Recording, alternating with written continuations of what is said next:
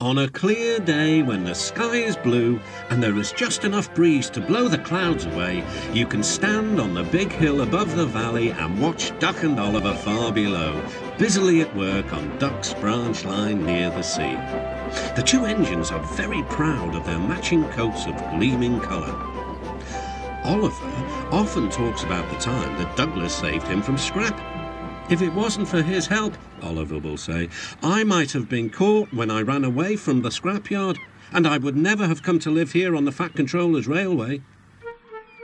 The other engines all wanted to know about Oliver's adventures.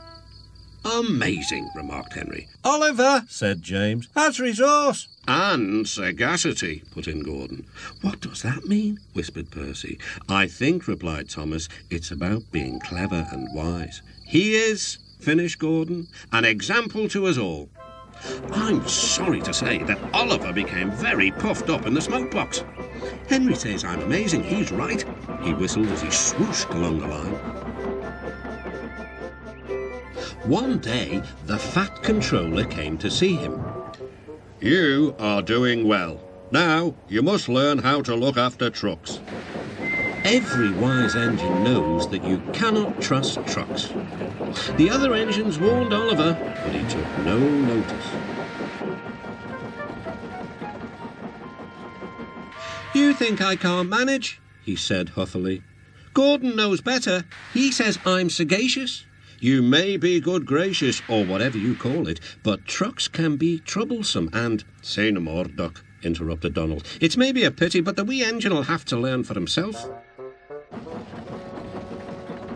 Oliver pulled some loaded trucks to a siding and pushed the empties to the chute.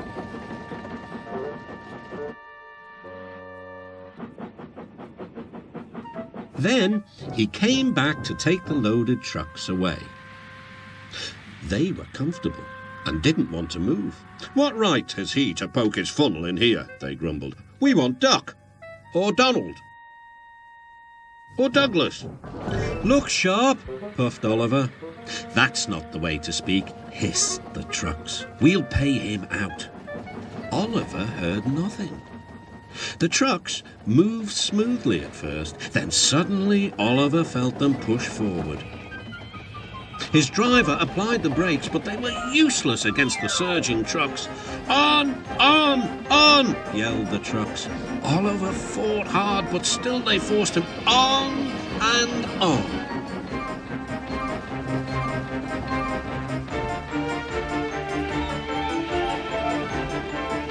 At last the trucks grew tired. I'm winning, gasped Oliver. But it was too late.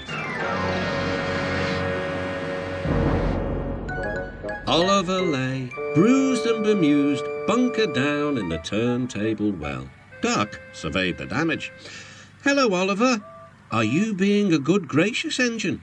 Beg pardon, of course, but we really don't like this sort of surprise. Donald and Douglas will miss their turntable until it is mended. That evening, Oliver was hauled gently to safety. I'm sorry, sir, he said to the Fat Controller. I should have listened to Duck's advice. I don't feel good gracious, whatever it is. I just feel silly. Well, Oliver, replied the Fat Controller, now you know the damage trucks can do. Yes, I do, sir, groaned Oliver. I look like a load of scrap iron. Ho, ho. Oh, I don't think so, laughed the Fat Controller. But you do need to go to the works to be mended. The other engines now felt sorry for Oliver. The branch line won't be the same without you, whistled Duck. Come back soon. A few days later, Oliver did come back. His coat gleamed brighter than ever. He was a wiser engine too, and never made a mistake about trucks again.